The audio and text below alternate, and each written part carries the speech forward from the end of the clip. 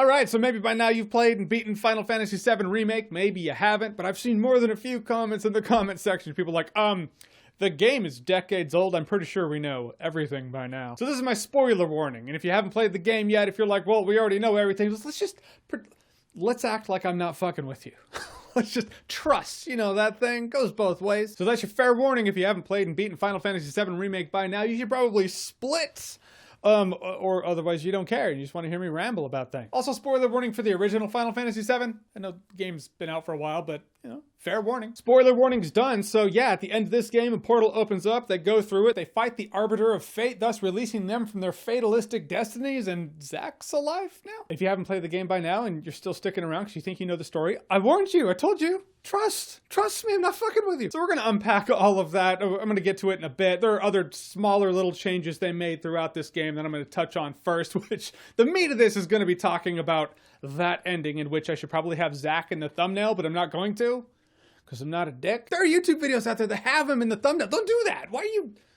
Dude! Anyhow, so I noticed the changes were starting earlier. In fact, in the demo, you know, it's like, all right, let's blow up the reactor, and then the bomb just kind of like, and that's it. Nothing happens, really. And President Shinra actually pushes a button and all the robots blow up the reactor, and so they blame it on Avalanche. That's a huge change because at the end of the PlayStation game, they all start coming to grips with that moral dilemma, and they're like, maybe we shouldn't have been okay with collateral damage, but we're better people now. And the old way wasn't the way. And that kind of absolves them of all of that, but I imagine we're not even gonna have that moral dilemma now. We have, when you start dealing with alternate timelines, I just feel like that's not going to be a conversation, which is a bummer. It was a good character moment in the original. And then, yeah, these Harry Potter Dementor-looking shits come out of no... I was like, what are they? Like, why... What are they doing in this game? They were not in the original. Why do they gotta make shit up? And for 99% of the game, I was like, I hate them. I hate these things. What are they? Why are they? I don't know why I have to deal with them. And then by the end, I was like, oh, that's what they're doing. Still, why? All right. We'll get there. But the other little changes are when they drop the plates, you know, the Sector 7 event. It's a huge catastrophe in the world of Midgar, or at least the city of Midgar. And everyone dies. Everyone in Avalanche. Yeah, Biggs, Wedge, Jesse. They all die, but now Wedge is alive. And actually Biggs at the end too. I don't know, I just like the concept that everyone gets flattened and killed. I was like, ooh, Square. Squaresoft. You got the balls to do that shit. Good for you. It's like Square Enix is like, we're not going to, though. Maybe Squaresoft could do that. We can't. We're Square Enix. We're different. The children. It'll scar the children. We can't scar the children. Maybe that's why we took that whole trail of ash and blood that you follow in Final Fantasy VII, the original. I was looking forward to that. I like that scene. You get out of the cells, you're like, what happened here? Sephiroth just massacred some folks. There's a trail of blood. You follow the trail of blood, and it leads to President Shinra, and he's already dead. Sword through his back. Masamune just sticking through his back. It was amazing. I was like, woo! Final Fantasy VII, you are violent. You're about as violent as Night Trap. It was good, though. It was good shit. But again, Square Enix is like, Squaresoft could do that. Not us, though. Or Square Enix. Think of the children. So now you follow a trail of purple and black glowy Genova blood, and then you come up to President Shinra, who's still alive and has his whole, I'm a big bad guy and I have a gun to your face monologue, and then he gets stabbed. Again, I always like the concept of you think this guy is the bad guy. Oh, look at that. We came up on bad guy 1/7 of the way through the game, and he's just dead with a sword in his back. This guy's nothing. That's a cool concept, but I don't know. They were like, well, you got more time with President Shinra. I suppose he should have a send-off, but I just liked how they did it in the original better. So yeah, so I thought this thing was gonna end like, okay, we do the motorcycle race, and maybe we go to the next town over, we go to Calm, and then Cloud gives his Nibelheim story, and then it ends there. But then we got a little bit of flashbacks with the Nibelheim thing, so I was like, okay, it's probably not gonna do that, so it's gonna end after the freeway, the motorcycle chase. We got the 30-minute motorcycle chase, or however long that is, and then a portal is there, and then you find out those Dementor fuckers are the Whispers of Fates, and they're trying to keep everything in line, you know? It's Fates. Everything that's supposed to happen, everything that happened in Final Fantasy VII, the original, is trying to keep it in line with that. So he goes to this portal to beat these things, and now they basically J.J. Abrams Star Trek it. You're on another timeline in which new things can happen. Yeah, I have thoughts about all that. Also, it shows Zack. But that was the moment I was like, okay, so you need to play Final Fantasy VII. Because if you haven't played 7 and you just run across this guy here now in the end game and it's just kind of this blip, this flashback, you're gonna be like, who's this dude? Who is he? Is he the guy on the cover of that PSP game I haven't played because it's not on the network? I mean, come on. Why is it not on the network? Also, side note, if you haven't played Crisis Core, it's great. It's awesome. You should. But you need to get yourself the hard copy of the game and a PSP and knock yourself out. Have fun, but I really liked it. So yeah, so Zack steps onto the scene and then you go beat the Fates, and then after the battle at the end of Crisis Core, also, there's gonna be spoilers in here for Crisis Core. But anyhow, like after the battle, Zack's alive. He's like, ooh, did I get them all? I was like, whoa, Zack's alive. And it shows him walking with Cloud into the sunset. And I was like, oh, because they changed fate. So this is the moment. I recently found out it's not that cut and dry among the interpretation of the scene. I actually learned that when my friend beat the game, because I mean, we've all been there, right? Where you're the first one in a group of friends to beat the game. No one else has. So you're just kind of waiting on your hands. You're like, someone else needs to beat this game so I can talk with someone about it. And then one of my friends texted me, is like, beat the game. I call him up and we're like, all right, we're going to talk about this. And we're talking about it. And I was like, and yeah, now new timeline and Zack Fair is alive? Crazy. And there was this long pause. He did not interpret it that way. So he was like, I'll be honest, I didn't see it that way. I didn't at all. I was like, how is that? What? So then I go to some of those videos talking about it that shows Zack in the thumbnail, which they most certainly and definitely should not do right now. But I digress. I mean, it's worth talking about. You're gonna get less hits if you don't have Zack in the thumbnail, but you're gonna keep the surprise open for some people if you don't too. Moral dilemma. Point is, I didn't even watch the videos. I went down to the comment section and holy shit. Yeah, there are a lot of people who are like, no, Zack still dies. It just doesn't show the whole event. And other people are like, no, Zack is totally alive. And anyway, I'm of the mindset, I'm in the boat of, yeah, Zack's alive now because you changed history, you changed fate. And I was just kind of, this is why I think that, just in terms of information breakdown, how they roll out the information. Here's just how I process it. Okay, first of all, let's touch on the fact that I like the voice acting in Crisis Core more for Zack. In this one, he just kind of sounds more cocky. Boy, oh boy. The price of freedom is steep. Yeah, the price for freedom is steep. We're gonna bring the beer, Leroy Jenkins. Yeah, I don't know, has anyone referenced that in the past 10 years? Point is, he's a guy who's like, oh, I'm gonna beat some ass today. But in Crisis Core, he's a guy who sounds like he resigns himself to his fate. Boy, oh boy. The price of freedom is steep. It's an amazing moment. Zack's like, I'm trying to get back to Midgar to be with my girlfriend, who is Aerith. But he got ambushed, and he's like, I'm gonna take as many of these guys out as I can, so Cloud, who's over there hidden, can live. Sorry, Aerith.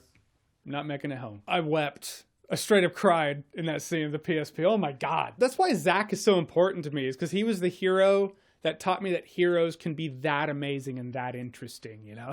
Let's be real. I was always a villain kind of guy. I mean, Luke is great, Han Solo's better, but Darth Vader's the shit, come on. But along comes Zack Fair, and I'm like, dude, you're better than all of them. He's so amazing. Usually, characters who are that good aren't that interesting to me. Like, of the Ninja Turtles, I'll take Raphael, the one with more edge, over Leonardo. But Zack is just, he's better than all of them. So anyhow, in terms of processing the information, or at least how Square Enix gave us the information in this game, this is why I'm pretty sure Zack's alive. So you have a scene that's identical to Crisis Core, right down to the cinematography, Crisis Core. The dialogue's the same as Crisis Core, and this is right when you're going in there to beat these things that you already know. If you beat them, then you defy fate, and now you can change history. So now Zack gets ambushed, goes into battle, you beat this arbiter of fate, and then, oh, the next scene is different from what the PSP had. Zack's alive, and he's like, is that all of them? Hey, Cloud, I won! Let's go! And then walking off into the sunset is Zack is alive. Crazy. There were some people who are like, no, Zack dies in the rain and it's not raining yet. And then it starts to rain, which means he's gonna die later. But to me, that's more of a leap. You know, like the scenario was Zack gets ambushed, fights off as many as he can, but still gets gunned down. Now the scenario is Zack gets ambushed, fights them all off, lives. The Whispers of Fate get destroyed right in front of his eyes, thus indicating that history can be changed, while showing a cutscene after his fight that's different than the cutscene that was shown in Crisis Core, thus indicating that history has been changed, only to have him walk 10 feet, get ambushed by a second wave, and then get gunned down? I think the Whispers of Fate getting destroyed in front of Zack, and a cutscene that's different from the cutscene in Crisis Core, is a stronger indication that Zack lives than Rain is an indicator that he's gonna die in about 1 minute. So yeah, I think it's safe to say that Zack is alive again, just like it's safe to say if a guy buys a girl a drink at a bar, safe to say he's interested in that way. Though it's possible that he just wants a second opinion on that mimosa, just like it's possible that Zack still dies and we just didn't see it yet. Granted, there is the question of, well, if Zack is alive, how does Cloud have the Buster Sword? Because, you know, Zack died a soldier and then Cloud becomes a soldier. Cloud takes on the Buster Sword, but I kind of see it as Doc Brown, the DeLorean, and Back to the Future 2. In Back to the Future, Doc Brown creates a time machine out of a DeLorean. The adventures of Back to the Future ensue. And then Biff goes back and creates a second timeline with the DeLorean, a shittier timeline in which Doc Brown is committed. But if Doc Brown was committed, then he couldn't have built his time machine, so how do they have the time machine? Doc Brown's time machine still exists because Doc Brown did make the time machine, just in another reality. What they know is the original timeline. It was built by that guy. But now there's a reality where it wasn't built by that guy. So now there's a reality where Zack lives, and that Cloud does not get the Buster Sword. Even though that Cloud still did experience Zack Fair's death, and Zack still gave him the Buster Sword. Great Scott. I know, this is heavy. So it's possible to live in a world where Cloud still has the Buster Sword, and Zack is still alive. Which, I'm not gonna lie to you, that's an interesting concept. And again, I've already gushed about how much Zack it means to me and how awesome he is. The prospect of playing as him in this remake,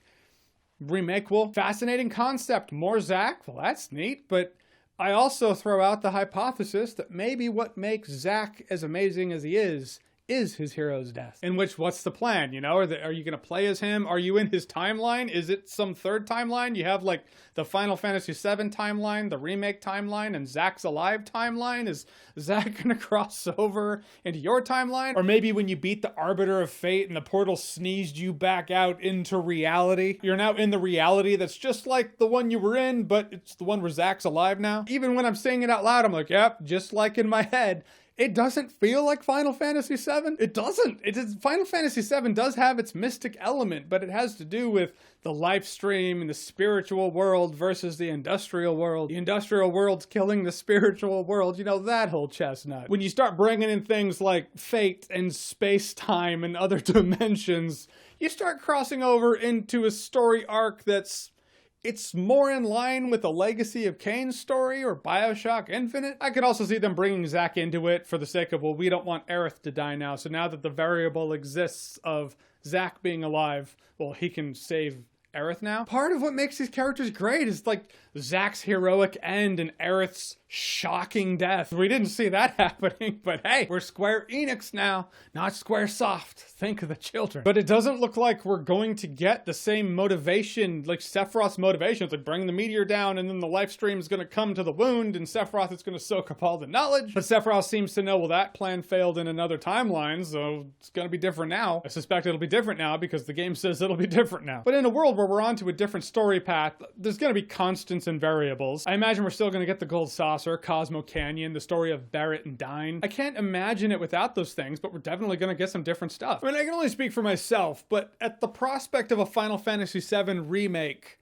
I was just thinking, oh, it's the story I already know, but updated graphics, and we're gonna see it in cinematic form. I assume when people were excited for a Final Fantasy VII remake, that was their mindset too. I don't think anyone out there who was excited for a Final Fantasy VII remake was excited at the prospect and possibility that they would open up a portal and change shit. But it's also a weird thought that Square Enix was like, and the Final Fantasy VII remake trailer just dropped. Fans are really pumped. It's like they're pumped to experience the same story that they already experienced on the PlayStation 1, only this time for PlayStation 4. So are you gonna give them that? Fuck no. We're gonna go a different direction.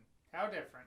Space-time different, motherfucker. It's just a weird thought. So I understand the prospect and the intrigue that comes from an unknown future for a story, but it's risk versus reward in a world where people really weren't asking for that when they bought this game. Because sometimes when life gives you lemons, you make lemonade. And sometimes you buy lemons for the sake of making lemonade, and you get apple juice, I guess. All the advertisements, all the signs says, hey, lemonade, but hey, fuck it, it's apple juice now. Didn't you want that? I thought you wanted apple juice. Shit. Hey, we're Square Enix, not Squaresoft. We make apple juice. Think of the children. So as to where they go with this, I mean, we'll see. Was it necessary? I don't think it was. Just don't make Zack some harbinger of doom or some old grumpy guy on an island waiting to die. Just, we don't need that. All right, so the Final Fantasy VII Remake and the end and all of this. What do you think about it? Whatever you think, comment below, let me know. And as always, if you like what you've seen here and you want to see more, click right here to see more.